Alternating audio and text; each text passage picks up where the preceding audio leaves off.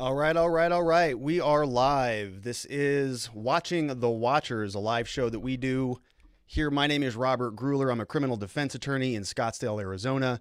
And this is a show that we started to monitor police misconduct, judicial misconduct, prosecutorial misconduct, political misconduct. Basically, anybody involved in the criminal justice system who is doing something improper, we are going to hold them accountable. We're going to cover the news. We're going to bring it to you. Today, we've got a packed show. We've got a lot of different articles that we've been reviewing over the last couple weeks, mostly surrounding coronavirus, COVID-19, and how it is impacting our jails and our incarcerated population.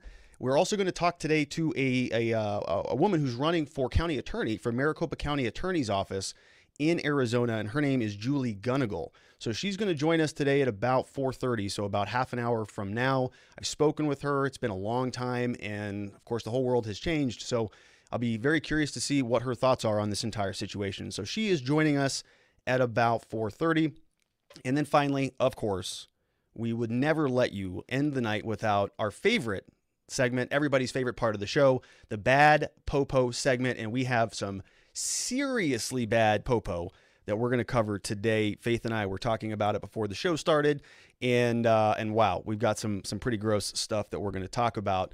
Before we dive into the meat and potatoes, though, I want to make sure that everything sounds good. So if you can hear me, if you can see me, if everything looks good, just do me a quick favor, throw a message in the chat so that I can know that you're there. When we do this broadcast, we multi-stream to a number of different places, Facebook, YouTube, and so on. And so if it's working, it's always good for me to know that. So just hit, you can hear me in the chat. Press 1, press something, just let me know that you're there, and then we'll just keep this train on the tracks. So basically anywhere you turn these days, all we're talking about is coronavirus, COVID-19. This is everywhere, and it is not leaving the criminal justice world untouched. In fact, it's actually pretty devastating in a number of different ways, and we're going to talk through that. But before we do, I want to give you a quick brief update on what we've got out of Arizona. Okay, so these are the brief numbers that we have today, because numbers is what we talk about on these types of things, and I got some confirmation from a few people that I can be heard loud and clear, so thank you for that. So today we're talking about numbers, right? So in Arizona, 2,726 confirmed cases, 80 deaths. And if you go to this article from AZ Central, you're going to see that there are a lot of statistics. There's a lot of information, a lot of numbers. Let me move just a little bit.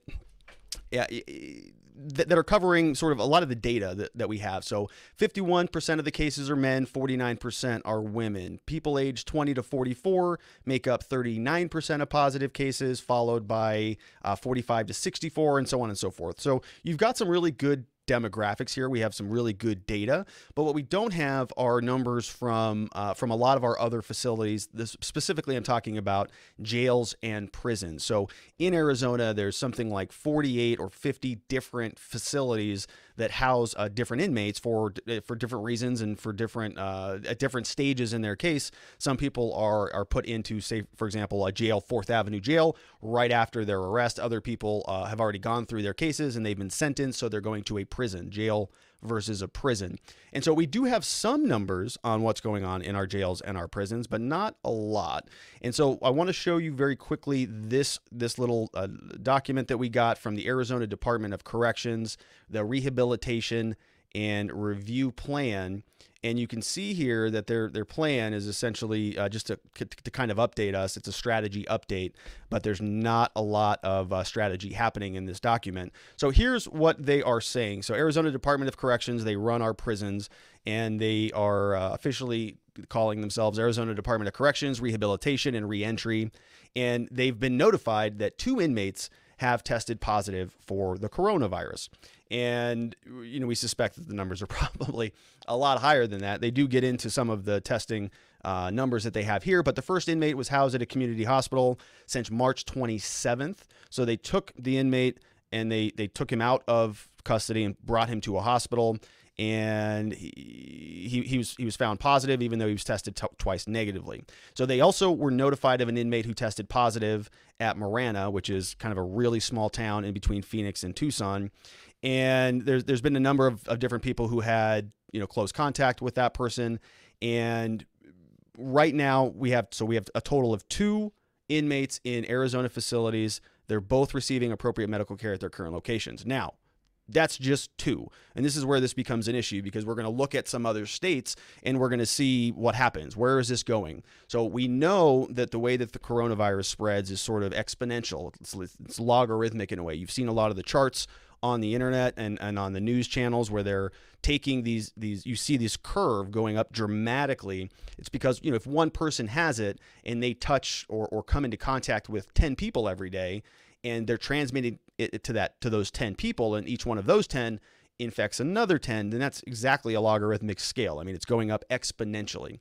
And so right now we have 2 people who got it. So where did they get it? Where did it come from? We don't know, because presumably these people are in jail. They can't go anywhere. They can't get it from other locations. They're not going to the grocery store. They're not going to the gym. They're not having to follow a governor's order to shelter in place, because they're required to shelter in place. They're sheltering in a jail, in a prison. They cannot physically get out. So where are they going to go? So how did they get infected then? Well, the obvious answer is that all of the security guards and the prison guards and the staff and everybody coming in and out of the prisons, thousands and thousands of people are on a daily basis just tracking this virus and other things in and out of the jails and in and out of the prisons. And so I think it was last week on the show on Wednesday, we talked to a guy, Andre Norman, who told us that, as long as they're secluded, they're going to be fine. They don't have to worry about it. It's kind of a safe place to be if you're going to be on a desert island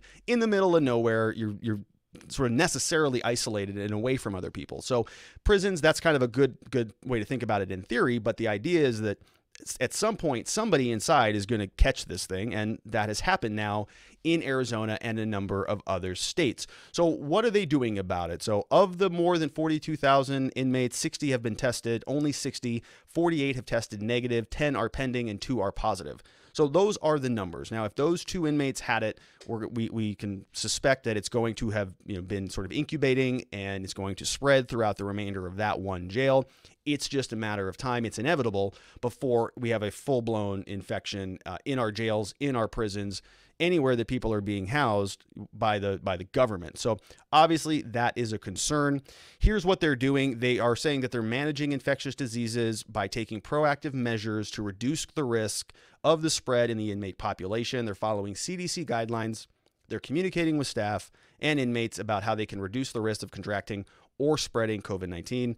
And that's it. I mean, that's it. That's the whole document. You see it right there on your screen. That's the document. They've had a couple of additional releases, but they're, essentially the same thing. There's not much new that they're bringing to the conversation here. Last week on the show, we covered it, and we asked what the governor would be doing and whether or not they were going to be considering releasing some inmates, in particular, inmates who are not high risk. So inmates who have been convicted of nonviolent crimes or drug crimes, or something that didn't involve a weapon, or they're not a danger to the community or a danger to themselves. And so, hey, why not release those people so that they can get treatment and they can deal with all of the coronavirus at their home with their families, where they are surely going to get much better support than they would in custody somewhere. So our idea was, let's put more people, let's get more people out of custody, and let's send more people into custody. So less people going in, more people going out. It's as basic as I can boil that down. So the question then was, well, what are we going to do with, what's the governor going to do? Is the governor going to grant clemency? There are a lot of movements for compassionate release. Under what authority can these people be released from custody? And the governor is a good place to start. The governor has a lot of executive power. There's a lot of authority there in terms of the Constitution and how these things work to let people out of custody. And when the governor was asked about it, the governor just said, no, I mean, that's not happening. That's not something that we're going to be considering. And this article came out from the LA Times, which was a very good article. It was pretty interesting how they sort of dissected what is going on at all of these different states. And so I wanted to run you through just so you can understand what Arizona's doing, what some of these other states are doing, because the final segment of this show today, the Bad Popo section, we are going to cover very clearly a situation where a court released an inmate and then something very bad happened and the police were involved. And so we're going to cover that story.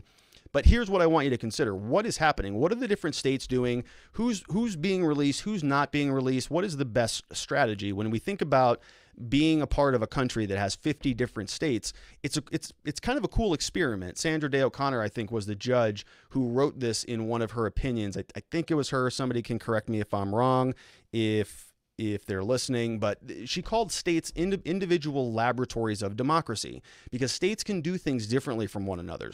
Florida does something differently than California, than New York City, than Arizona, and all of these states can try their little individual policies, figure out what works for them, and the ones that don't work, those get dumped out, and the ones that do work, other states can adopt those strategies. So the idea is we're looking through and we're seeing what the different courts, what the different judges, what the different prosecutors, what the different governors, politicians, how is everybody responding to this coronavirus and COVID-19? So this article from LA Times says coronavirus has led to thousands of early releases from prisons and jails, but not in Arizona. Inmates at the Arizona State Prison in Kingman and Mojave County, you can see them. They are all still congregating around. Now, I don't know where that photo came from, but that does not look like social distancing to me. So if that's something that is currently happening, well, they're certainly not following CDC guidelines. And if one of those inmates gets exposed, then the rest of them are almost certainly going to get exposed. And as we know, the standard of care, the availability of sanitization, hand sanitizers, washing soap, a lot of these things, these inmates have to pay for. So it's going to be at the bottom of their list of priorities. So we can see here that picture is from the Associated Press, but this is a facility out in Kingman. As more U.S. states issued orders granting early release, Arizona governor balked, and he did. He said, not here. Governor Ducey said they're going to claim that less drastic health measures were enough. Over 42,000 inmates. Arizona has the highest incarceration rate in Western United States and fifth highest in the nation. So I didn't actually know those numbers. I knew it was very high, but I didn't realize that it was fifth highest in the nation and the highest incarceration rate west of and then the western side of the United States. That makes sense thinking about it demographically, but there are some other states that are a little bit more conservative and have, very strict laws and sort of a very strict prohibition on alcohol and other things. So it's a little bit surprising, but not really. I mean, I know that we send a lot of people to jail and to prison unnecessarily. It's actually pretty stupid what we do, but it's what we do. So that's what's happening now. As cases soar, we're seeing overcrowded prisons. The state is among several facing criticism for what civil rights groups and families and defense attorneys happen to say. So what are we going to do? How are we going to release these people? So in California, they are potentially releasing thousands of prisoners ahead of their date. The governor in Kentucky will commute more than 900 sentences for non-violent offenders. So that means that the governor is saying they've already been convicted, and they've already been sentenced and they're already serving their time.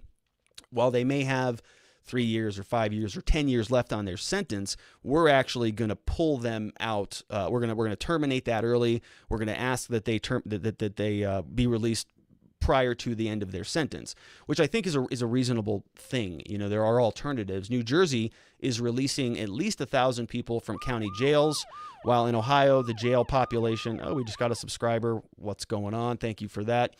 New Jersey is releasing 1,000 people from county jails. Ohio, the jail population has been cut literally in half. That's a big deal. And I actually know an attorney from Ohio, and they're working on a lot of compassionate release motions. So these are motions that people who have a loved one, somebody in custody, they want to try to get that person out because they know better that person is in a high-risk category.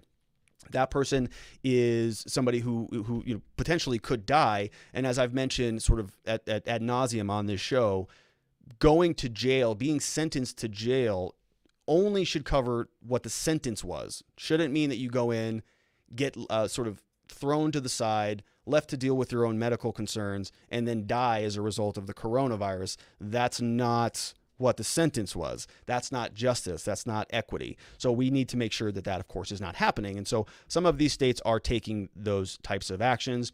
In response, the response has been varied. Texas activists protested an order by the governor that makes people convicted of violent crimes post bail before release. So in Texas, that governor said, well, yeah, we're going to release some people, but they've got to post a bond, or they've got to post a bail, meaning they've got to come up with a nice chunk of money that we're going to hold on to in exchange for letting those people out. Now, I don't know what they're going to be doing. That may just be to secure their appearance so that they come back after this is all over. That may be what the governor is doing, is saying, I need you to post some money. Otherwise, we're not going to let you out. If you do post that money, you'll get that money back when you come back after the coronavirus is over. So obviously that's causing some difficulties. People who are in jail and prisons, they traditionally don't have a lot of extra money lying around. So the difference between them getting out or staying in may be financial. And actually that'll be interesting. I'm sure there's going to be a lot of defense attorneys in Texas who are taking that up. Sounds sort of like it may be an equal protection type of a claim, or there may be some other constitutional law issues there, but I don't know. That's not our area of challenging civil rights of those things. There are other attorneys who can do that. Florida, Wisconsin Corrections Department will no longer admit inmates. We've seen some of that here. I think they are being a little bit more strict on certain things. There was an order about a couple weeks ago where the sheriff had said, if you are out of custody, we're not going to let you back in. If you're in custody, we're not going to let you out. So that was the deciding line here in Arizona. The situation was we have a program where people can get out of custody to go to work. It's called work release or work furlough. And the idea was that if they are letting you out, they're not going to let you back in. And so there were a couple days there where we were scrambling, but it seems like this has sort of trickled up the chain, and we're getting some conversation from the governors and from other people who are involved in our local government who were saying, yeah, we're just not letting people out. So same goes for Arizona. Prisoners won't take in new inmates for at least all of April, but COVID-19 cases go up to 1,700, and there were 100 federal prisons and jails. It's climbed. It's just all over the place. I mean, the virus is spreading, as we sort of suspect. There was last week we talked about a Phoenix area corrections officer, a whistleblower, who said that they were banned from wearing masks, and then there was a reversal of that policy, so now they're allowed to wear masks. And we've got a lot of activity. We have a lot of people who are being really involved. We've got the ACLU of Arizona has said the most effective way to reduce the spread of COVID-19 in prisons is to reduce the population, which was something we were calling for, right at the beginning. This governor did not respond to a request for an interview. 2 Arizona prisoners tested positive. I already told you that. The department it really has not been releasing a lot of information. This has kind of been a big deal for a number of people across the board throughout Arizona. The information is just not very good. There's a lot of sort of shenanigans, and I think I used that word previously, but it's becoming a kind of the word du jour because of all of the shenanigans that are happening all over the place. The Arizona Department of Health website they were hiding numbers and then adding numbers and then subtracting numbers and then not updating numbers, and so the whole thing just became kind of a mess. And it just continues to be that way. So the rest of this article just basically goes on to talk about the fact that there's very little being done in Arizona, which is certainly not a good thing. Now, the question is going to become, is that going to change? So, a lot of the politicians, they play the slow boil game. We've been seeing that a lot, right? We're not going to shut down the entire country. We're only going to shut down international flights. We're not going to shut down your gyms yet. We're just going to shut down non-essential businesses. And then the gyms came down, and then the hair salons came down, and it's just kind of a slow tightening. And it's kind of the reverse with the prisons. It's, we're not letting anybody out. They're prisoners. They've convicted a crime. So we're not going to be working with them. Well, what happens if they start testing positive? And then what happens next if they start dying? The politicians, I think people are going to be a little bit more demanding that they be released, and there may be some bending in that regard. So that LA Times article was interesting. It kind of details what's going on. Some states are being very aggressive with their releases. Some are not. Some are just kind of floating around. Arizona is not. Arizona is not doing much of anything that I can tell to actually get rid of, or to help sort of slow down or decrease the total prison population. We can look to some other states. So we can look to Louisiana. So here is a different article. This article comes from The Intercept. This was written in, very recently, I think. So Faith pulled this article for me. And she's talking about an article, a situation in Louisiana where they're essentially what they're doing. They're not releasing people. So, but what they are doing is they're taking the people and they're sort of segmenting them into two different groups. So you've got sort of the infected and the non-infected. And this article is equating it, a lot of critics are saying, well, it's kind of like a death camp, right? All of the infected people, we're just going to quarantine them off and we're just going to throw them over there and we're going to, good luck to them, but we're going to be dealing with, it's sort of in bad form. Why are we doing that if we cannot just, let those people go and actually go get medical care? So what they're trying to manage the entire problem by creating a separation, which I just don't know is that good of an of an idea. I think it's still probably going to spread throughout the entire facility. Louisiana said that Black people account for 70% of all the state's coronavirus deaths. They make up 32% of the state's population, while 60% of the people incarcerated in the state are Black. So again, another really interesting. These types of issues have been taken up to the U.S. Supreme Court a lot, and people will claim that there's sort of a mistreatment. There's a concept under the Constitution called equal protection, and that is that all of us should be afforded the same protection under the laws. I don't get one set of rules and the cops get another set of rules. It's supposed to be the same rules for both of us. We know that in reality that's not always true, but it's supposed to be the same. So now if we're saying, well, 66% of the people incarcerated are African American and we're not letting them out, that group is being disproportionately impacted by these policies of non-release. So we're going to see what happens with those. Sad story, sad point of note that on March 28th, we had our first death recorded. So Louisiana became the first state to record the death of an incarcerated person from COVID-19. Patrick Jones was his name.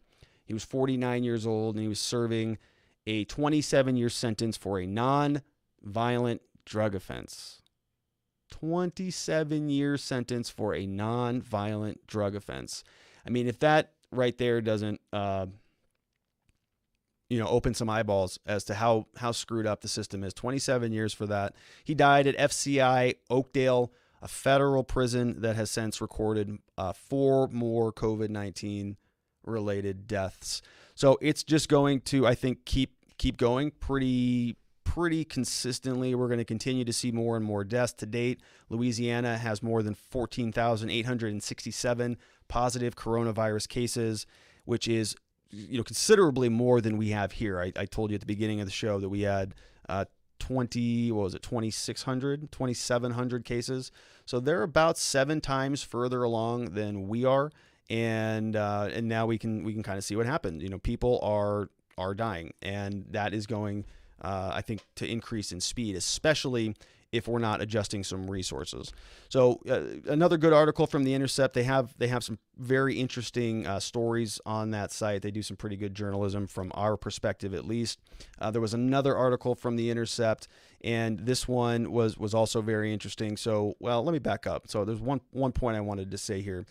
Patrick Jones, so the guy that I had spoken about, the guy who passed away recently as a result of COVID. I had that highlighted here. He said this during his one of his sentencings. He said this was about the 13 years for the nonviolent drug charge.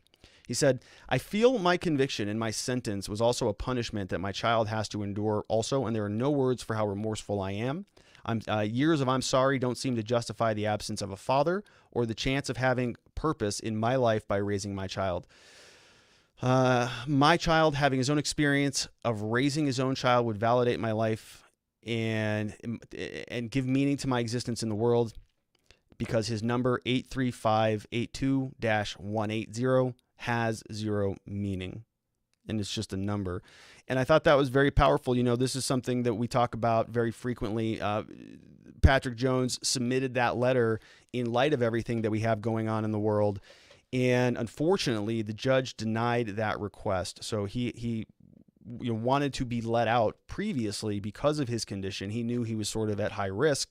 And so he submitted that letter. He said, it's just I'm a very good person, caring, hardworking, free, and I want to live a life clean of drugs. And I'm a lot smarter now. I want to have a balanced outlook on life. And so submits this letter to the judge. The judge denied his request on February 26th. 22 days later, Patrick Estelle Jones was dead, the first federal inmate to die of the disease. So, I mean, that is, heartbreaking that a guy was in custody. He had a sentence that was imposed, but a lot more was taken from him than that actual sentence. So he had 27 years on the paper, and he had his life taken from him. So pretty sad story. I think we're going to see a lot more of that. I know a lot of defense attorneys around Arizona and around the country actually are trying to figure out ways where we can actually get people who need to be out of custody, compassionate release, clemency, all sorts of different options. So we're working hard on it, but it is not something that is going to be easy. A lot of the people in our positions of power throughout our government have indicated very sternly that they will not be releasing anybody. As I said, we are going to see if that changes. And now the last article that I wanted to cover is something that we're seeing a lot more of. As coronavirus looms in federal detention, people inside are being denied constitutional right to speak with lawyers. This is something that is extremely troubling, and it's something that I just wanted to point out to keep your eye on, because I think that we're going to be seeing a lot more of these sort of governmental controls on some of our constitutional freedoms really start tightening up here, and this is one of them. So if you're taking it into custody, sort of the ultimate person you can communicate with is your defense lawyer. I mean, always. It's in our Constitution. It's in our right to counsel is right there in our Bill of Rights, and it says that you have right to counsel. Defense attorneys, unfortunately, we have to spend a lot of time fighting with people to get access to our clients, meaning somebody will be taken into custody, they'll be arrested and brought into jail, and we have to move mountains to try to find where this person is, because they just don't communicate with us. They're all on their side of the team, so they have no interest in making our lives any easier for the most part. And so all they do is they just say, we don't know where he is. He's in transport. He's being transported. Okay, well, where was he? Well, we don't know. Where's he going? Well, probably 4th Avenue. When's he going to get there? I don't know. So it's always trying to kind of figure out where people are and what's going on. Where are they? We need to communicate with them. We need to find out what happened. We need to start building our defense, and we need to do our job as criminal defense attorneys. We want to help these people through this situation. And it's very difficult to do that if we don't know where that person is. So while this is all happening, the jails and the prisons and everybody seems to be sort of trying to build systems to keep defense attorneys out anyways. So they've transitioned to virtual visits, and they make you pay fees and sign up for all these things, and they've all got different proprietary technology, and there's no way to just simply communicate with somebody. You got to schedule these appointments, and the whole thing kind of turns into a big deal. Well, now, if they can say, well, yeah, you should have access to them, but we're not going to actually give you access to your attorney until some other time, that can be a very big deal. Okay, that's literally eliminating your access to a constitutional right that you have right in front of you, which is your attorney. So we have not seen this happen yet, but there are some articles surfacing from around that other jails, other prisons, other facilities are preventing people from actually communicating with their lawyer. We've seen some other really scary things coming around throughout the world. We've seen different countries and different locations and different people talking about things like wearing sort of like an ankle monitor around you so that we can track where you're going and who you've had contact with, and make sure that we are tracking all of the infected people. So, an ankle bracelet should be ordinarily reserved for somebody who's been convicted of a crime, and now we're talking about putting those on people who may have been infected by the coronavirus. So it's an interesting world. Things are changing very, very quickly. We are trying to stay at the forefront of it because there's a lot of work that needs to be done, but we're looking for some guidance from the people who are running things. And by and large, we just haven't gotten a lot of information, and everybody seems to be sort of pointing fingers at each other and having a difficult time kind of coming up with a solution that I think we can all be happy with. So that was the news part of the segment. Give me a quick moment. I want to see if we are being joined by Miss Julie Gunnigle. Let me see if she's here. I do see her here. One second. Let me transfer over.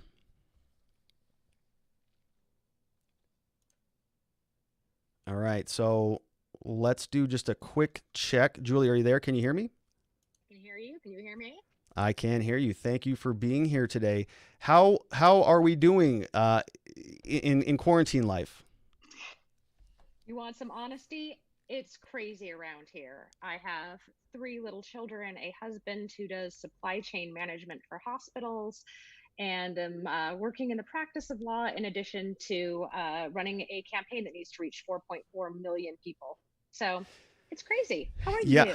yeah, I'm good. I'm good. You've got a lot of work cut out for you, and that was kind of one of the things that I wanted to ask you about. Was obviously your campaign, of course, is something that is very interesting to me. Not that your family's not, and the other things that you're doing are not, but running for office to be the county attorney for Maricopa County is a big deal. This is a big, very big position. You'd have a lot of influence over a lot of the issues that we talk about on this show, and I wanted to kind of just ask you. I know we spoke, I think, a year ago, and I think I started with this question also, but it was what does the county attorney do? So for people who don't know, if you could just kind of give us a quick overview. They hear it from me all the time, but why don't you tell me kind of what your version of it is? Because people don't know. People have, they're called, district attorneys elsewhere, or they're called prosecutors, or they're called, the government. And so people just kind of get the terminology mixed up a little bit. So why don't I just turn it over to you and you just say, well, what are you running for? Yeah, absolutely. And even people who are in the know sometimes don't know what your Maricopa County Attorney's Office does or thinks that you're running for AG or something else. So the long and short of it is this is your prosecutor in chief. This is the person who's in charge of the prosecutions of every felony that occurs within Maricopa County, the fourth largest county in our country, all of the misdemeanor prosecutions in our unincorporated areas. And it's also basically the CEO of one of the largest law firms in town as well, because this office advises all of the different county agencies and has a substantial civil practice too. Yeah, it's a lot. It's a lot. And for our purposes, so the county attorney is the one who, in Maricopa County, we've got, a number of different cities that have sort of their own prosecutors and their own city attorneys. But if anything is happening in the county, which is Maricopa County, which is one of the biggest in the entire country, and it's a crime, it would be running through the county attorney's office, right? So that includes basically kind of everything from criminal traffic tickets to DUIs, domestic violence, and some of the more major felonies like, well, basically all the felonies, right? All the felonies. Yep. And all of those misdemeanors that aren't going through our municipal court system.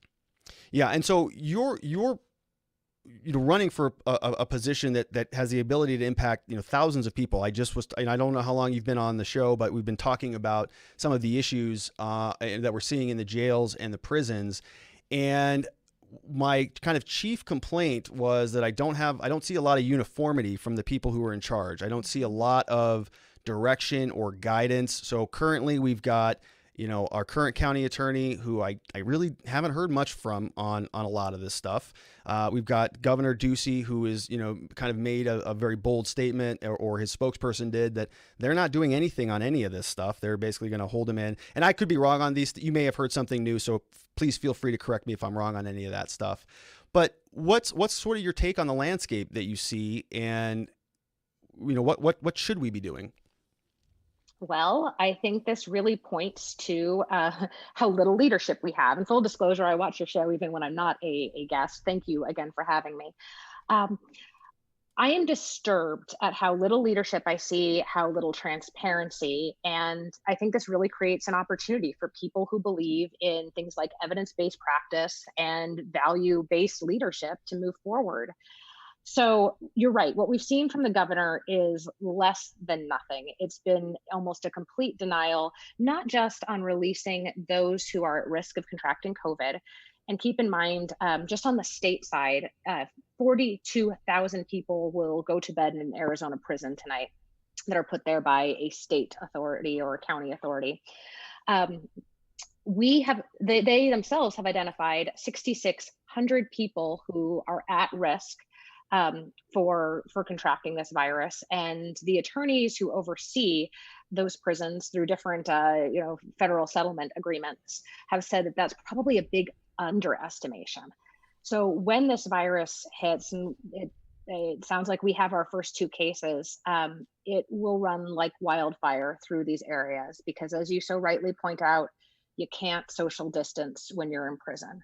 Even basic supplies have been withheld, like hand sanitizer and soap. And keep in mind that these are filthy places to begin with, but they're also incredibly under-resourced. We have issues providing quality healthcare to prisoners. And on a good day, I can only imagine what's to come if we are not thinking about things like releases. So it's not just been a failure though on that end. Even the more basic issues, I'm not sure if you're following the 5 compassionate releases that were held for an arbitrarily long time on our governor's desk. Our clemency board granted releases, and they were releases based on the idea that these 5 individuals had less than 4 months to live. And the governor held those. He's still holding 2 of them on his desk.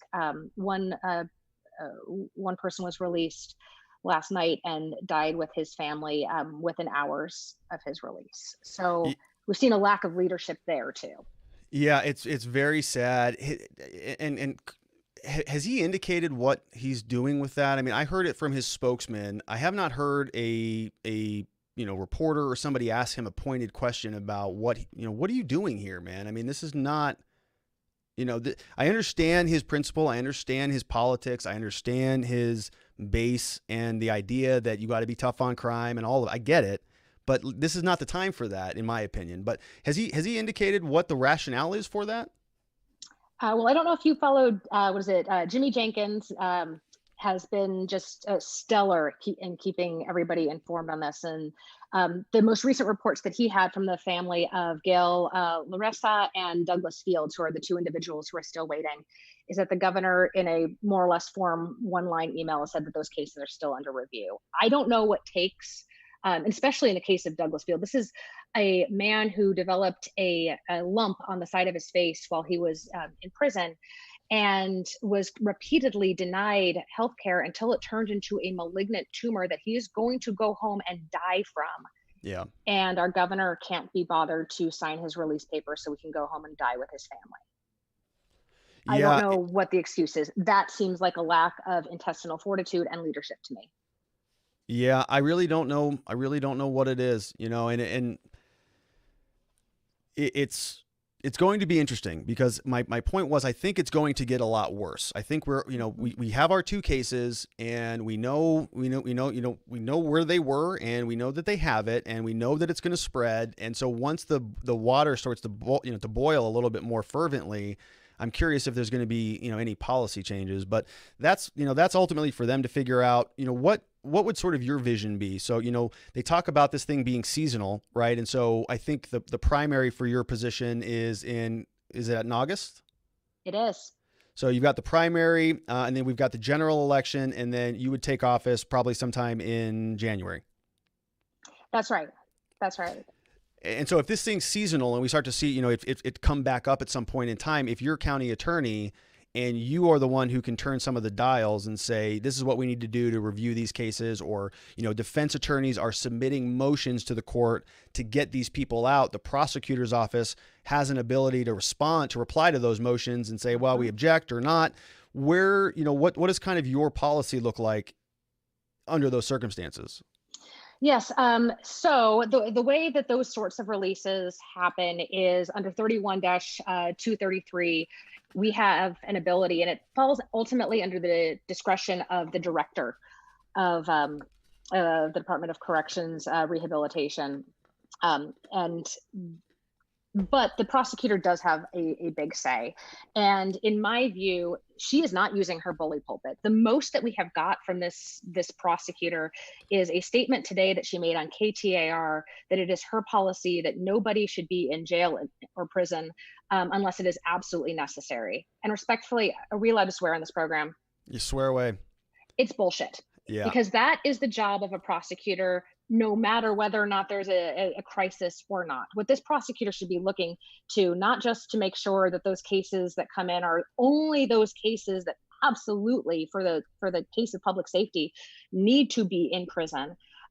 She should be being an advocate for everybody, because what she is going to oversee at this point in time will be the biggest death sentence in the history of Arizona if we allow these 6,600 individuals to perish of COVID in our jails and prisons.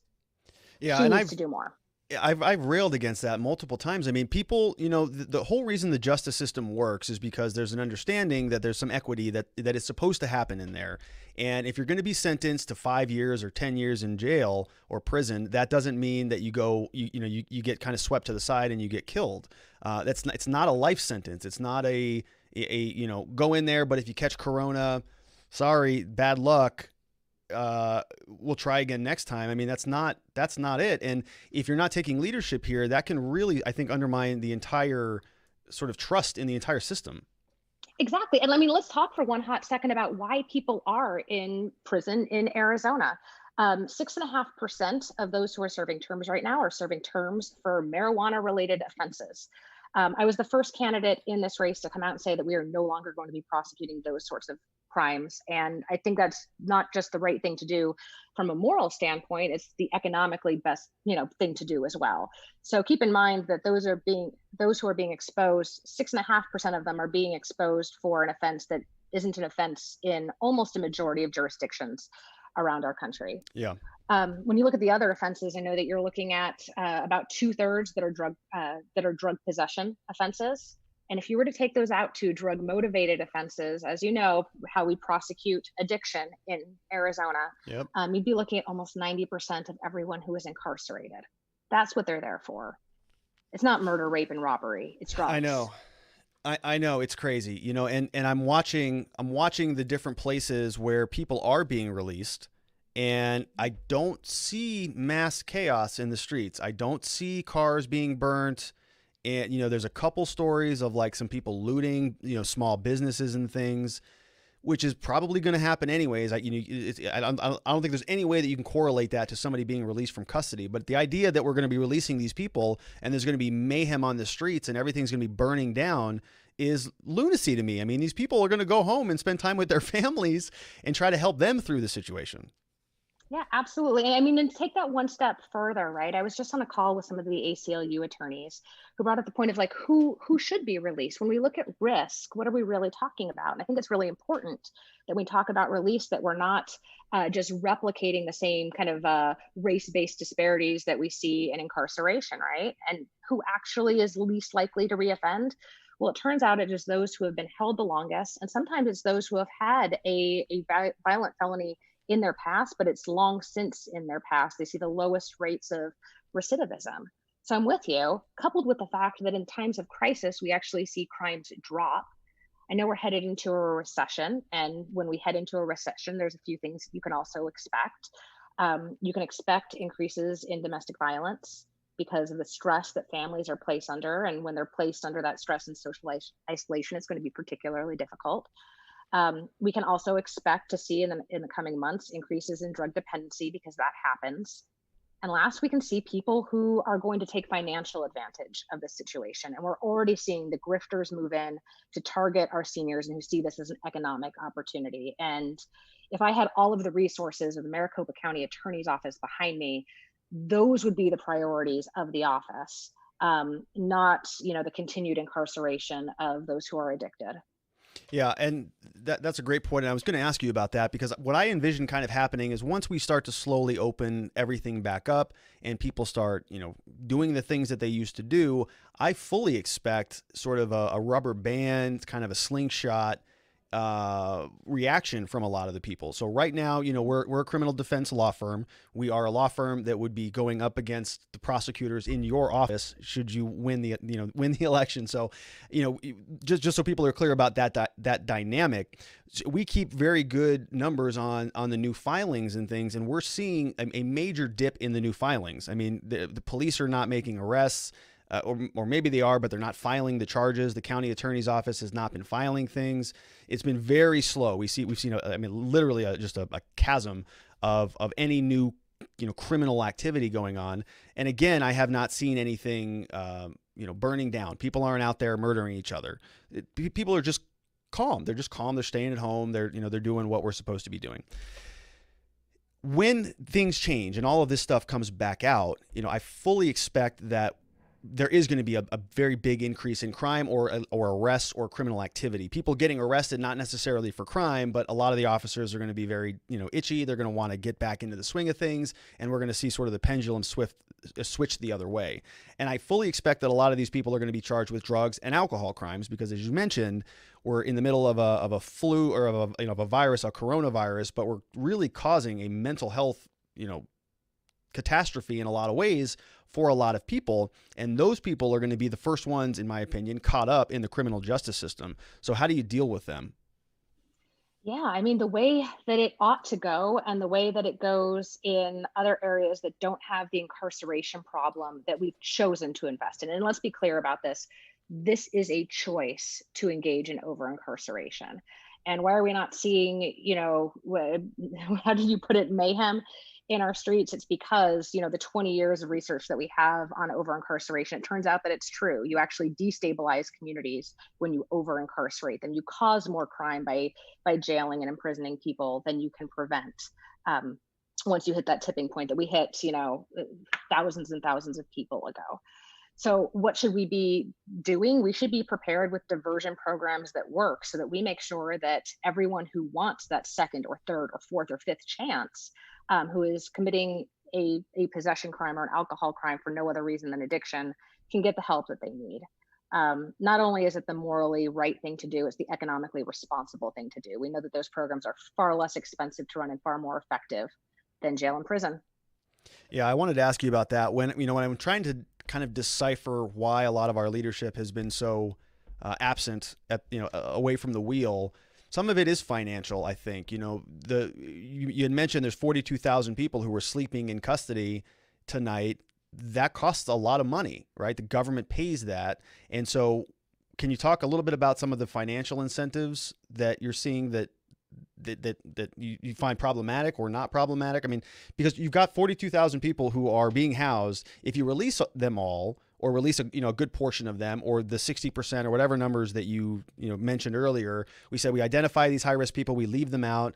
That seems like it's less bodies in beds, which may impact somebody's bottom line. It absolutely will impact somebody's bottom line. And it turns out that groups like CoreCivic and the GEO Group, which run the private prisons here in Arizona, are big money-making institutions. They're also institutions that fund elections. They don't fund my campaign, but they do fund plenty of campaigns here. And make no mistake about it, that's one of the reasons why I'm running and why I think I'm best equipped to handle this. We can talk criminal justice reform all day long, and I think you and I are more or less on the same page as to what needs to happen and when. But to really get at the heart of the issue, we need someone who's prepared to address the public corruption that's happened, because we didn't get here overnight and we didn't get here by accident. We got here because of the corruption, the mixed incentives that our legislator has, and the fact that they fund elections. Yeah, you use a lot of that type of language, and it's something I completely agree with you on that, but I'm sure it's not winning you a lot of friends in certain niches throughout the criminal justice community. And mainly I'm talking about, a lot of prosecutors, a lot of police officers. I'm going to cover Fraternal Order of Police in a different state, but we've got one of those here. We've got the Phoenix Police Officers Law Enforcement Association. We have all of these different associations who are really sort of unified and really, pro-police, pro-law enforcement. You are not that candidate running for a position that is sort of that job for a lot in a lot of people's eyes. So how are you kind of, managing all that? Yeah, so while those groups might not be in favor of me, what I'm finding again and again is that the public is. I think the Arizona voting population understands that we can have law enforcement that's both effective and accountable. We don't need to trade one for the other. And I think, well, the case that I'm making, and I think the case that we should all be making, is that there's been an utter lack of accountability. When you see such a high use of force in Maricopa County, and you look at Phoenix in particular, you've seen it as the epicenter of police using force on the citizens, and only a single case brought over 2 years, a case that ultimately ended in an acquittal. I think the public is now firmly on the side of wanting accountability. It doesn't mean that you're anti-police. That's not what it is at all. Being pro accountability is what we should all be. It's nonpartisan. If anything, it should be bipartisan. And the pushback on that is something that I don't really understand. I agree with you completely. I mean, you just described the premise of this entire show, which is to, identify where there are some bad problems and shine some sunlight on it so that the rest of the world can see and get rid of these things. I mean, I on this show, and as soon as we're done, I'm going to transition into the bad Popo segment where we're going to talk about some bad officers from a different state. But the idea is, let's hold them accountable, because if they just live in their own little bubble, this stuff keeps compounding and it just keeps growing, and it kind of creates this culture that permeates throughout the entire organization. I know you have a little bit of kind of history, right? Some background working through some of those issues in a different location. Can you tell us a little bit about that? Sure. So my background is that I started off prosecuting in small town Indiana and eventually got tapped to join the Cook County Financial Crime and Public Corruption Unit. So it was quite literally my responsibility to hold those in power accountable, particularly when it came to the use of public funds. And as they say on reality shows, you don't go there to make friends, right? Um, but it's a really important job, and it's a job that we should all care very much about. To circle back to how that relates though to police accountability, I think it is those friendships that become most problematic, right? Ultimately, the role of the prosecutor is to have a relationship with police officers. That's how cases arrive on her desk, is that law enforcement has investigated and has said that there is a case there. I think it is so unfair and such a conflict of interest to ask those same prosecutors to turn around and hold up who they depend on day in and day out to provide them with their cases, to hold them accountable when they use force. So, what has become a nationwide best practice and is an essential pillar of my campaign and the changes that we're going to be making in January is that we have an independent unit that does not rely on those same officers day in and day out, who can independently assess those cases without those same sorts of conflicts. And I think we're going to be able to achieve much better results, and we're going to be able to do it in a way that is transparent and accountable to the public. Yeah. Yeah. I like that a lot. I think you have a lot of very great ideas, and I'm excited that you're actually bringing them to the forefront. I think it was just a week ago, right? You just turned in everything you needed to turn in. So yeah, there was some filing deadlines. I saw your Instagram. I saw all your signatures, your huge carton full of these things. So it's official now.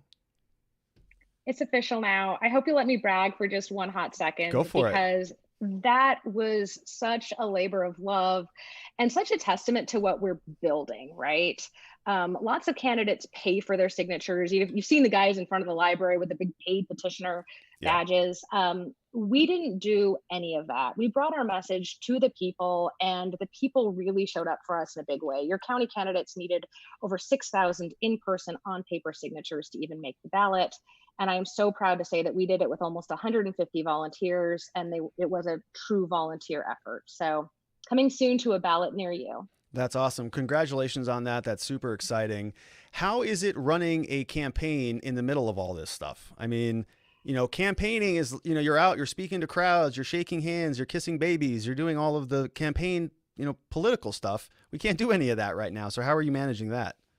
Yeah, I think this is going to be such an opportunity for creative candidates, right? Not most of the time when I engage with people, let's be honest, people don't really want to engage with politicians, like hardly ever, which is why one of the reasons I enjoy what I do is we knock a lot of doors. And I know that if I'm able to talk to people about issues that I care about, most of the time I can get them to care about the same issues and agree with me that this is the path forward.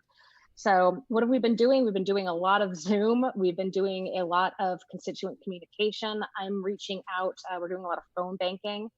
And for right now, I've turned off the relentless self-promotion machine and really turned it into a COVID response and relief effort. Everybody has gifts. Mine are that when I get nervous, I sew. So we've been turning it into a mask operation that supplied, different people with what they need. We've been able to bring people together and get groceries to seniors. We've been able to check in with our most vulnerable volunteers and supporters. And I think that's what everybody who wants to be a leader in Arizona should be doing right now. They should be demonstrating what their leadership would look like. Yeah, and everyone knows we need it. There's a lot of people who need a lot of help right now, and everybody's got something to give. Even if it's just checking on a friend, just checking on them, sending a text message to that person that you hadn't heard from in a week, and just say, "Hey, man, just thinking of you. How you doing?" Because people feel alone, and it's hard to be connected. And when people are isolated, people can get into a lot of trouble internally and externally. So I think that's great that you're doing that. What do you need in terms of support? You've got, the primary campaign kind of in the swing of that. Then you've got a really compressed general election, right? So I mean, you've got between now and August to be the nominee for the Democratic Party. And then you've got from August to November to boom, now you're in the general. You got to campaign hard, quick, and fast against a Republican candidate. So what do you need from our audience? What are you looking for to sort of, generate resources or create a buzz? Where can we help? Yeah. So the buzz right now is online. So if you've liked what I've had to say, or if you have further questions, gosh, reach out. Gunnigle 2020 on Instagram and Facebook, Julie Gunnigle on Twitter. Follow me, respond, engage with the campaign. We need volunteers like crazy. As I said, we're using our volunteers right now as a COVID relief and response effort. So if you'd like to engage with us, we have the infrastructure built for you. Please come join us. All campaigns run on money. So if you've got money, I'd sure appreciate some money. It does help, especially now that we're going to have to switch from an in-person effort to a digital effort. But what I think would be most helpful from you, and I know who watches your show, that if you have attorneys that you know who are inclined to help, Families Against Mandatory Minimums is doing a attorney recruitment drive. They want to, in all 50 states, be filing petitions for compassionate release, and they need a monstrous groundswell of attorney pro bono support. So if you have those talents, if you are licensed in any jurisdiction, head on over to Families Against Mandatory Minimums. They need your help even more than I do.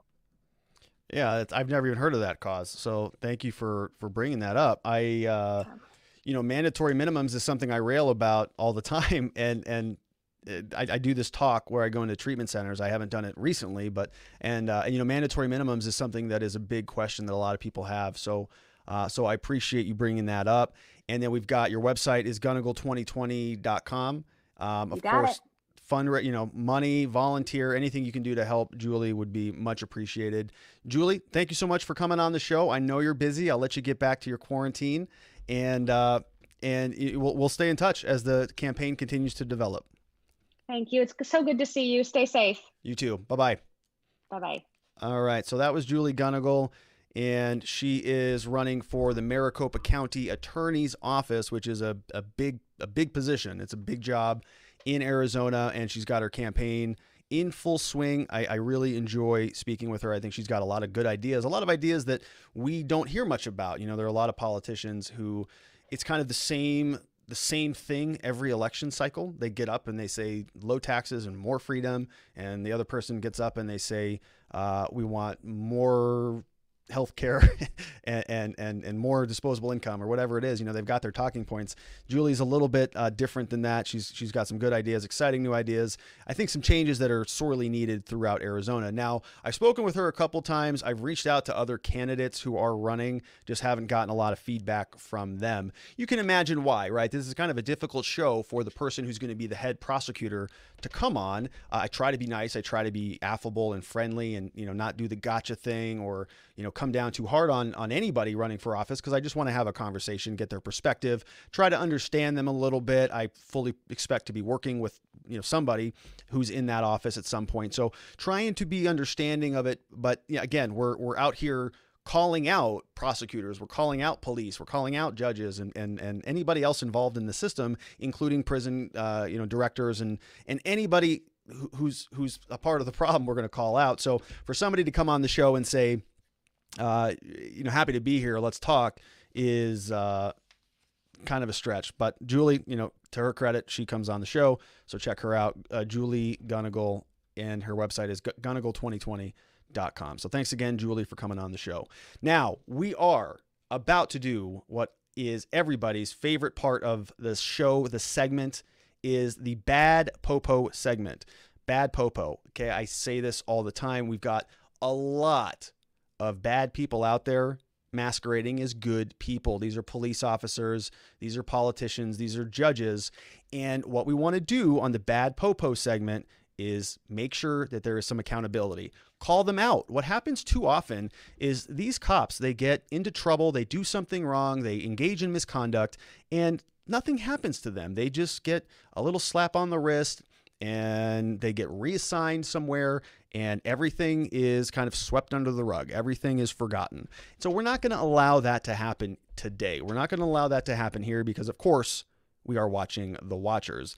Now, this story is something that, ordinarily what I like to do is cover 3 different stories on this segment, 3 different incidents. We're not doing that today. We've got one story because it's a big one. It's ridiculous. Let me show you where this article comes from, and I want to explain some of it to you. So here is what happened. So the attorneys from LMPD, they killed this young woman right here, and her name was Breonna Taylor. Breonna Taylor was an EMT. She was 26 years old, and she was shot and killed. 8 times she was shot. 8 times. There were 22 bullets that just came ripping through her apartment. What happened was the police officers were serving a warrant. Okay, now they use this type of language all the time. They say, well, okay, we've been ordered by a judge to go serve a warrant, like they're serving a pizza or they're serving a dinner at some restaurant or something. Well, what ended up happening is this big group of officers who's part of some investigative team. They're going to this apartment that houses a guy named Kenneth Walker and a woman, Breonna Taylor. These are the 2 people who were involved. Now, let me show you their photographs just so you can see. So here is Breonna Taylor. And as we had discussed, she was 26 years old. She was shot and killed, certified EMT. She was shot 8 times. So she's asleep in her apartment. She's just, doing what we do. We go to bed at night. There she is. She's at an apartment with this fellow here, who is Kenneth Walker. Now, Kenneth Walker was suspected to be a drug dealer. The cops are serving this warrant because they're saying he's dealing drugs, and we need to go investigate. So they go ahead and do that. And when they come to the house, when they come to the residence, they say that they do what's called a knock and announce. So they knock, they're supposed to knock, and they're supposed to say, hey, it's the police. This is law enforcement. We're here. We have a valid warrant, and we're going to be searching your apartment. They're supposed to do that. There's a question as to whether or not that actually happened in this situation, but I'm going to run you through that here shortly. But they go in, they're looking for this Kenneth Walker. They break into this apartment, and they just start shooting. They just start firing bullets. So from the article, we see here that they fired at least 22 times with bullets going into neighboring apartments. So the cops just burst in. They start firing bullets 22 times, and Miss Taylor is the only one who's killed. So Walker, the other guy, he fires back at the cops, and he ends up hitting somebody, one of the cops, in the leg.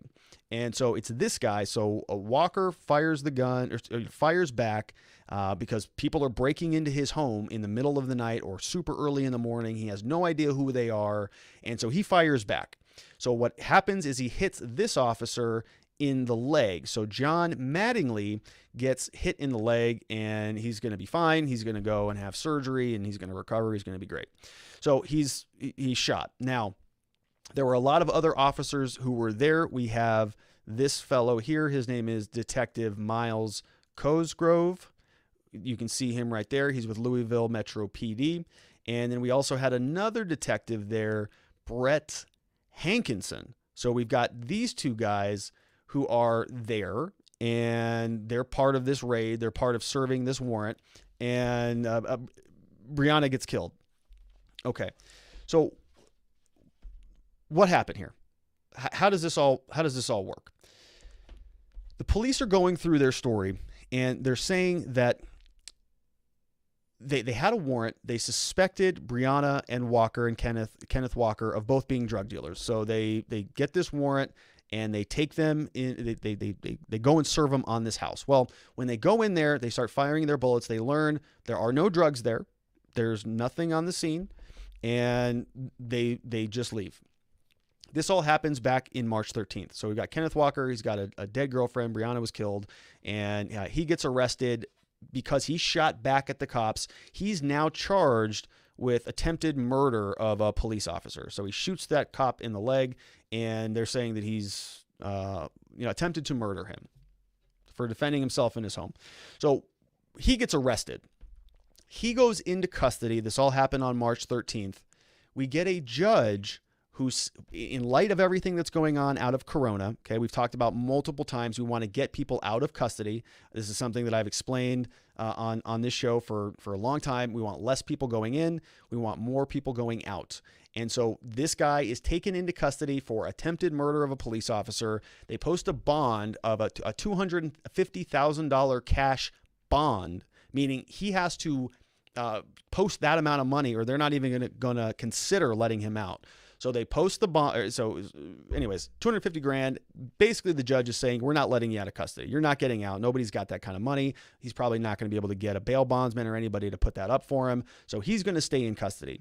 In light of the coronavirus and all the COVID-19 stuff going on, his case goes in front of a judge, Judge Olu Stevens. Judge Olu Stevens is right here. And this judge is somebody who listens to the arguments, listens to what happened, and says, we're going to go ahead and modify that bond. Okay, we're going to reduce that thing down. We're going to let you go home on home incarceration. So this judge listens to the facts, says, wow, okay, the cops came in, they served a warrant, your girlfriend was killed. So we're just, look, man, you're going to go home incarceration. You're not somebody who's violent or a danger to the community or anything like that. And we're just going to let you go. So he goes home. And now what we have is outrage from the police. So the police union comes out. Now I'm gonna give you their statement first, but let's walk back through the article just a little bit further. So here we've got this article where they come out and they post this really ridiculous statement, which I'm gonna read here shortly. But before I do that, I want to just point out a couple things. So as we mentioned, the police are claiming that they announce themselves. They say, hey, this is the Louisville police. We're coming in. We've got a valid search warrant. Let us in. Everybody at the scene is saying that didn't happen. They're saying that didn't happen. Walker's attorney, Egert, claims police did not announce themselves as they exploded through the door around 1 a.m. while the couple was sleeping. They're all admitting that Walker fired back. He shot back at him, but they busted into his house and he had no idea that they were police. He's admitting that he shot at him, but he didn't know that they were police. He was defending himself, which sounds very reasonable to me. So police, of course, their story says that they've repeatedly knocked on the door and announced their presence, but they were eventually forced to bust through because of no answer. So they do that. Now they go to a neighbor. So what do other people say? They go to a neighbor. A woman who lives next door said she woke up to the sound of gunshots and Walker yelling for help. So she filed an affidavit in these court records. She said she never heard police announce themselves. All she heard was a ram breaking through the door and gunfire, the unidentified neighbors said.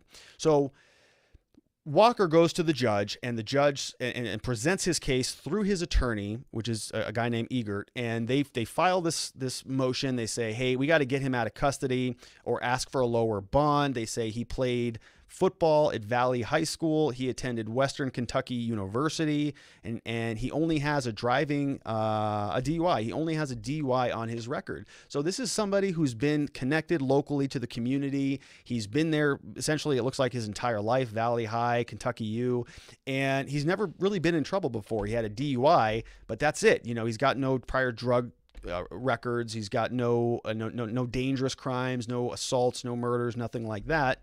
And so, he's being presumed to have been a drug dealer.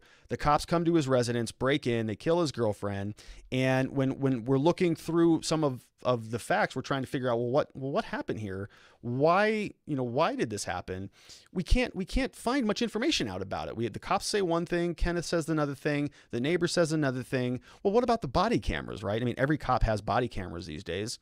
No, police have said there is no body camera footage. There is no body camera footage. We don't have anything to show you because the officers involved were members of the department's criminal interdiction division, who, of course, do not wear body cameras. So there are no body cameras. So what the cops say happened is, of course, something that they think that should be taken as gospel, and it's just, quite frankly, not.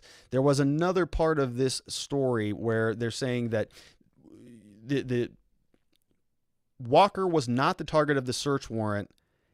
No, okay, so yeah, Walker's attorney said, look, he would have let him in. He would have just let him in had he known they were cops, but they were not cops. And the actual the actual search warrant, so the person that they were trying to get was in a different scene. So they had actually they'd actually found somebody else while this was all taking place. So anyways, it was an attorney representing the family said the police were actually looking for someone else, and other officers had picked the suspect up at his home in a separate raid shortly before the shooting. So you've got these two detectives, you've got this entire law enforcement agency who is, serving a warrant. Meanwhile, you've got this other group of law enforcement officers who are doing another raid somewhere else and picking somebody else up for the reason that they were at Kenneth's place. So you've just got all sorts of just bad things happening here. Cops really screwed it up. They killed somebody who was totally innocent, somebody who's an EMT, somebody who is very young, 26 years old, somebody who could have, very well been on the front lines in helping us deal with this coronavirus stuff. But the cops, they walk in, they murder her, they shoot her 8 times after firing 22 bullets in this residence, and she's dead. And what are the police saying about that? Are they saying, we're sorry about that? Are they saying, this was a situation that we probably could have performed a little bit better on? We could have, been a little bit more clear. We screwed up. We're not going to happen again. There's going to be some policy changes or whatever. Did that happen? No, of course it didn't. Not even close. Nothing even close to that happened. No, instead, what we had the police chief who came out and he gave this ridiculous press conference saying that we are investigating everything, and so we really can't talk much about it. And that guy's name is Chief Stephen Conrad. So this is what he looks like. Now you go to Stephen Conrad. Now he's the police chief from Louisville Metro, and he gets up there and he takes the stage. And I'm not going to play the video, but the video is very, very sort of congratulatory to his officers for conducting such a difficult raid and for, unfortunately taking fire in the middle of this entire altercation that took place. Thank God they're alive. Thank God that, his leg's going to be fine and he's going to heal. But, these guys, these detectives and these officers are just so brave. They're just so brave, and they're out there on the front line just busting into people's apartments and executing them. So he's very congratulatory, very conciliatory to the officers, which of course is his job, but it absolutely makes him a bad Popo. As the police chief, he should be the first one to say, and I have not seen it anywhere, maybe he will come out and say it, I'm sorry that they killed this woman. I'm sorry that she's dead. I have not seen it anywhere. It's not in the article. It's not anywhere. Basically, he's constantly just sort of backing up his own officers. He's saying that they're good. Now, I understand he's the chief. He's got to back up his unit. I get it. This other guy, though, I want to show you this story. So there's basically a fraternity. It's called the Fraternal Order of Police. And it's where all these law enforcement people, they all get together and they have these meetings. It's a fraternity. It's like a club. And it's called the Fraternal Order of Police. And they're everywhere. They're all over the country. And we have them in different forms. They're like almost like a union. And they can get very aggressive on behalf of their officers. And we see it here in Arizona. I talked a little bit about it, I think, with Julie about PLEA. We have an organization here called Phoenix Law Enforcement Association or something like that. And it's called PLEA, and they're very aggressive. They say a lot of stupid stuff on social media and on the internet, completely inappropriate, and I like to blast them on it. Same thing happened here. So in this situation in Kentucky, we have this fellow here his name is Ryan Nichols, and he is the Fraternal Order of Police president. So he is the actual president, and he, in his infinite wisdom, who is the president for the River City Fraternal Order of Police, decides that he's going to hop on Facebook and he's just going to, just blast off on this. So let me show you what he actually wrote. So here's the article. Here's the post from him. He says this: yesterday, Judge Olu Stevens released inmate Kenneth Walker on his home incarceration. The Fraternal Order of Police condemns this judge's actions. Just 1 week ago, this man violently attacked our officers and was charged with attempted murder after shooting a sergeant!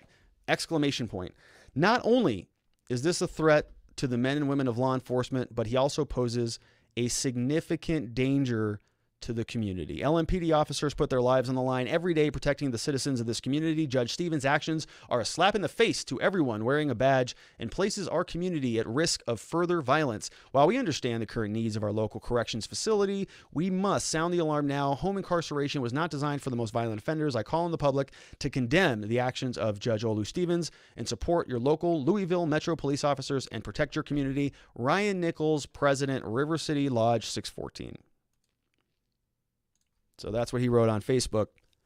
And that's a tough one. I don't even really know where to start on that. There's just so much wrong with what this guy is saying and how he thinks through these types of issues. So first and foremost, he says the Fraternal Order of Police condemns this judge's actions. Nobody actually cares. You are not entitled to have any opinion. You have no qualifications. You have no credentials. You don't get to say whether or not a person can be released from custody. That's not your job. That's not the police officer's job. That's the judge's job. The judge went to law school. The judge got appointed on the bench. That is their decision to make.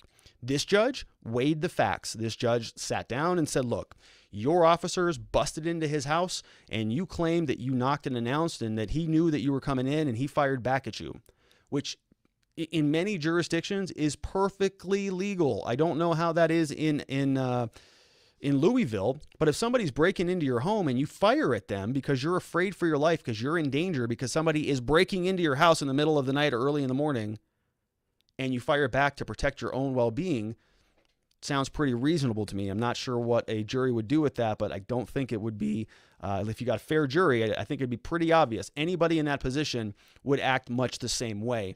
Then they're serving a drug warrant. They're looking for narcotics, and they don't even find any in the house, but they do kill somebody. They do kill a woman who's sleeping in bed. They shoot her 8 times, and now so she's dead. So whatever this Ryan Nichols character is, arguing that they're upset about the judge, again, nobody cares. It is not your position to make that decision. You are not the judge, the jury, and the executioner. You do not get to say that. We have a balance of power. The prosecutor's office can also weigh in on that. The defense attorney can weigh in on that. But you, sir, are a witness in these types of cases. You don't have any authority. So you can condemn all day you want, but you have no standing to make that condemnation. And what you're doing is you're overstepping. You're stepping outside of the bounds of what normal, respectable law enforcement should do. You guys are out there. You should be doing your role. You're not out there trying to influence what a judge does because your cops are pissed off about it.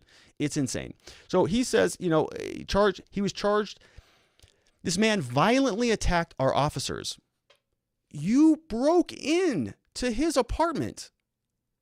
You broke in there in the middle of the night or early in the morning.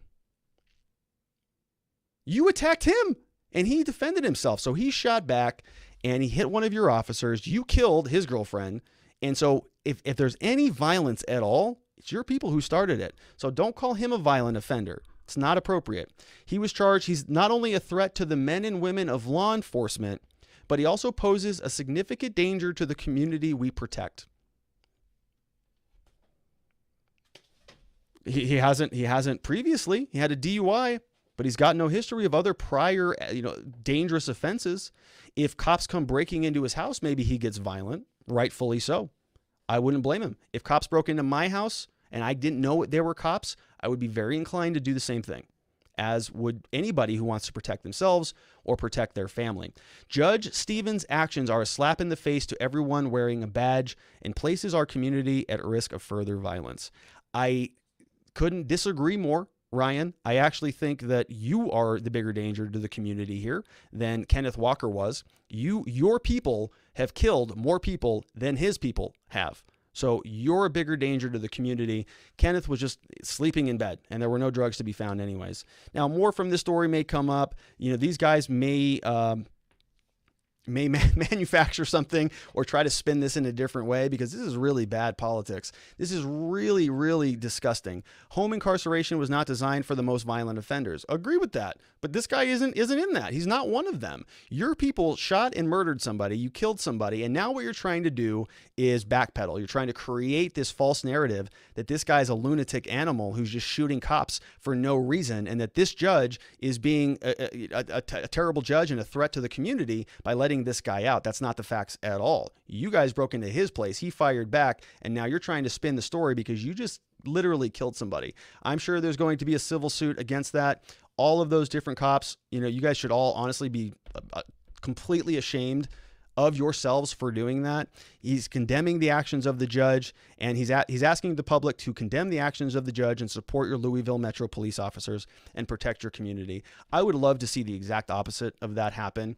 Here we have somebody who was essentially victimized by the police. He had his girlfriend killed. He was taken from his home. They broke in.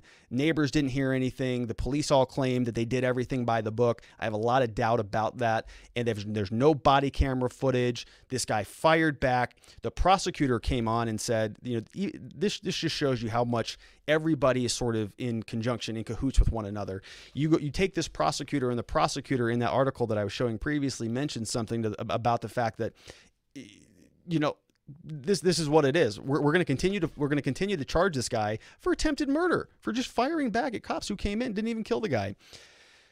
It's gross behavior. It's really gross behavior. When I was talking with Faith about this story earlier, she came in and she just kind of had this look on her face like, yeah, it's bad. What she did is she pulled everybody's photos, everybody who was involved, and we separated them out into two different groups. You've got Kenneth, you've got Brianna, you've got the judge on one side, and you've got all these cops on the other side. And so I organized the pictures here for you. Let's see if we can identify if there's anything going on maybe that I missed. So here is the bad Popo. This is the bad Popo across the board. We've got Chief Steve Conrad. He does a stupid press conference, and he says essentially nothing. Oh, thank God, our officer survived. What a catastrophic, assault on his life. Look, man, you guys broke into this other guy's house. You did it on a no-knock, no-announce raid. Of course somebody's going to be firing back. So Steve Conrad gets up there. He does this dumb press conference. It's pretty embarrassing. I know he's got to toe the line, but I mean, even for something that is so obvious that you killed somebody and your police screwed up, for this guy to stand up there and do his routine is pretty disgusting. Ryan Nichols, same thing with this guy. He writes a boneheaded Facebook profile. I am going to share this, and we're going to continue to follow these guys because it's pretty disgusting. I actually looked this up. I want to do a show on this on a separate event. I want to show you which jobs are the most dangerous jobs in the United States. Guess what is not in the top 10? A police officer. So these guys, every time something like this happens, they get up there and they take the mics and they take the stands and they write these Facebook posts like they're out there in the middle of Afghanistan, fighting terrorists. It's like, guys, you're here in the United States. Most of the people here that you're stopping, you're writing for speeding tickets and for marijuana violations and for stupid stuff. You are not in the middle of the Gulf War. You are not in your own personal Vietnam. You live in suburbia America. You don't need to be breaking in doors, kicking doors down, and murdering, executing people. What do you think you're doing? But this guy then gets up there and says, wow, man, we're under combat. We're under heavy fire. It's like Apache helicopters are wiping out our whole platoon. There's snipers in the bushes. It's lunacy. You guys kicked a door in. Somebody got shot because you did it wrong. You did it inappropriately, in violation against the rules. You know very well that there's not any evidence about it. There's no cameras. You're not even recording on your own. And so when this thing goes south because you guys shot and killed somebody and couldn't find any drugs or anything like that, now you're really recreating the story. We've also got Sergeant Jonathan Manningly. That was the guy who got shot in the leg. We've got Detective Miles Cosgrove, Louisville Metro PD. We got another detective, Bryant Hankinson, Louisville Metro PD, and they are all bad Popo. All of them. Bad Popo. One of you should have spoken out. One of you should have said something about this being ridiculous, or spoken out. We didn't do it properly or something. Somebody blow the whistle on this, because it stinks. And if you're all keeping it under the wraps, then you're all part of the problem. This is a cultural problem. Now, I mentioned previously, why do we have all their pictures up here? Let's take a look. So, remember when you were in grade school or first grade, preschool, whatever it was, and they'd play that song, well, which one of these things is not like the other type of thing, right? We've got these 5 guys, and then these are the people who are sort of at the hand of the victims of their misconduct. So here's what they look like. So we've got the judge. Now, of course, we have the judge who actually released Kenneth Walker. We have Kenneth Walker, and then we have Brianna, who's shot and killed. So you've got these 3 people versus these 5 people. We've got these 3 people versus these 5 people.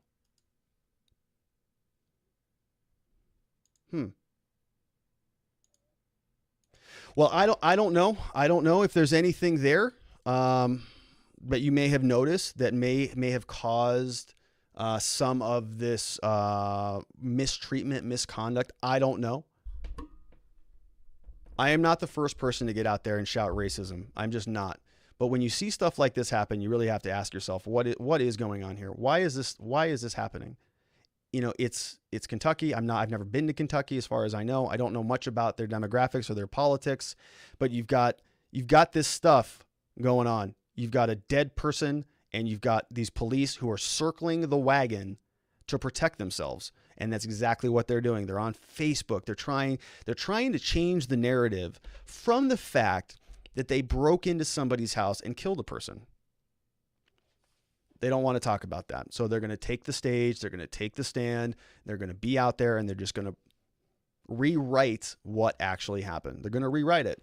Now, again, these are stories that I'm commenting on. If things change, if we get a new article that something happened, then I'm of course going to update that story.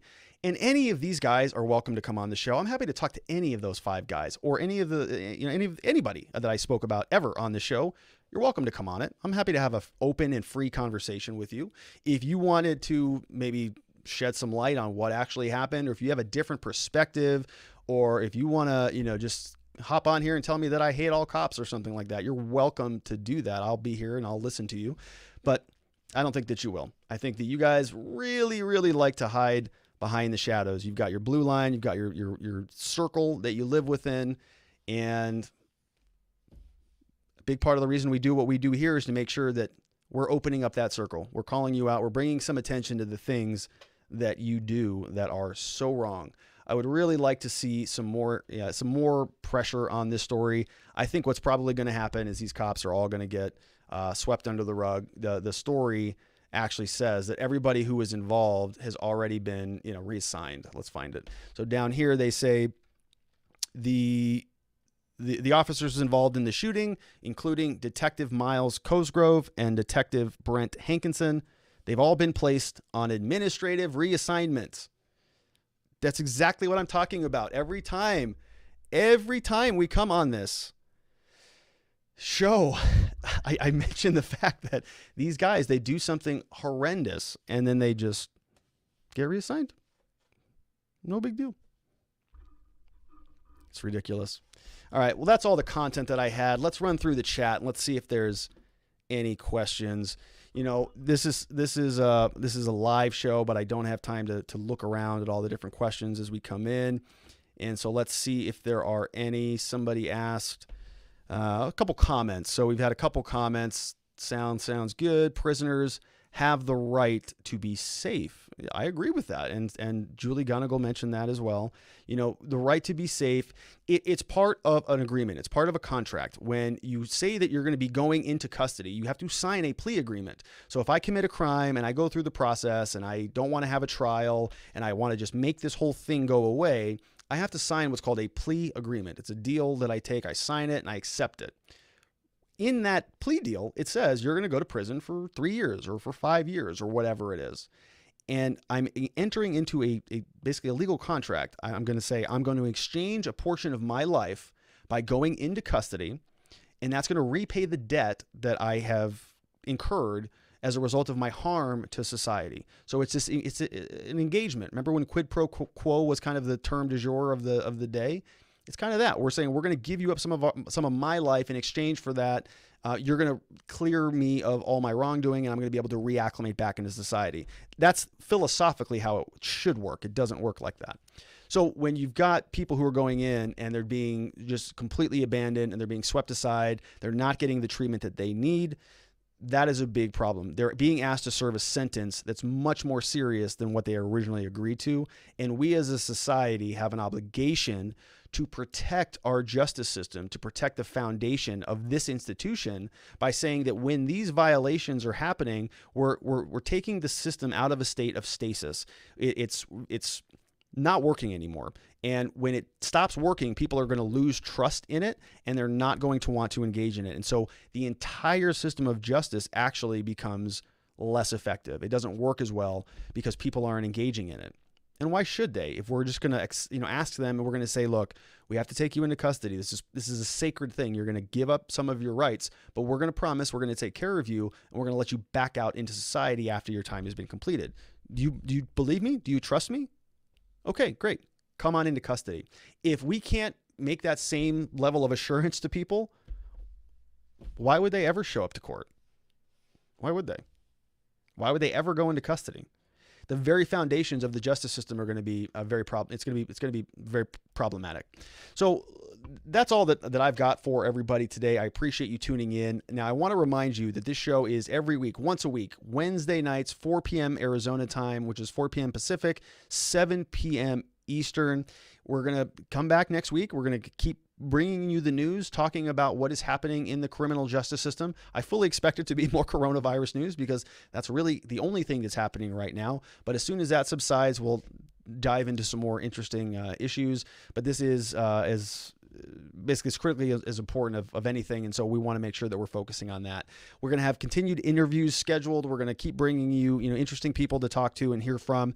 And of course, we are going to be covering all of the bad Popo around the entire country, not just Arizona, but everywhere. So if you have some stories that you'd like us to cover, do me a favor, throw them in wherever you're watching the show. Throw them in our Facebook group, throw them in our YouTube channel, on our YouTube community page. There's a ton of information on our YouTube channel. If you have been charged with a crime, we've got a lot of resources there. And we're always looking to connect. The way that I think that we can really cause some change throughout our justice system, some of what, like what you heard from Julie, is it starts with us. It starts with the people. We need to be having a conversation about these things. There are a lot of times that people just are only concerned about what's happening inside their hula hoop, inside their own little wheelhouse. But there's a lot happening. There's a lot of people that need our help, that need our support, especially at a time like this when resources are scarce, where people don't know what to do, where one hand is not talking to the other. So no matter what industry you're in or what you're doing with your life on a day-to-day basis, see if you can help somebody. Find out, what they need. Like I said, text that old friend. For us, it's going to be centered around helping people going through the criminal justice system because they often just get dumped on unlike anybody else. Everybody just presumes that they're terrible people and they don't deserve any type of humanity or any type of care or concern in the world. We don't believe that. And so we're going to continue to show compassion, show care. We're going to provide safety. We're going to give them clarity. And we're going to give them a lot of hope for their future. So join us every week. Please invite your friends, invite your family. Tell everybody to join our group, subscribe on YouTube, because we've got a lot of awesome things to talk about, and we can only do it with you. It's more effective if we work together as a team. So once again, thanks for tuning in. This has been another edition of Watching the Watchers. I'll see you on the next one. Have a great night. Stay safe. Wash your hands. Thanks for tuning in. Bye-bye.